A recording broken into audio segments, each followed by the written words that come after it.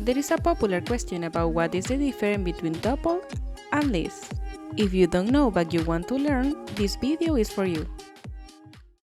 I will explain you with an example. To start, we need to create a variable. In this case will be supermarket list. We find here the first difference. When we create a list, we use square brackets. You can write inside what you prefer or what you need. To create a tuple, you use round brackets. If you print this variable, you will have exactly what you expect. But what happens if you want to modify your variable? Here we find another difference. The lists are mutable. This means that it can be edited. You can delete or insert words. The tuples are immutable. For example, we can use the function append to add new items. If you want to learn more about these functions, you can watch other of my videos.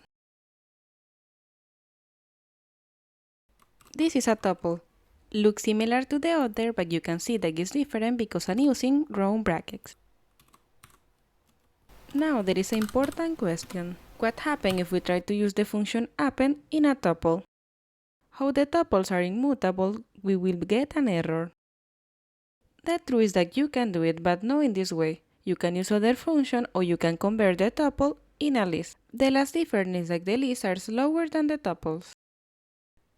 We learned in this video three important differences. In the list you use square brackets you can modify and are slower than the tuples. For the tuples you use round brackets you cannot modify and are faster than the list.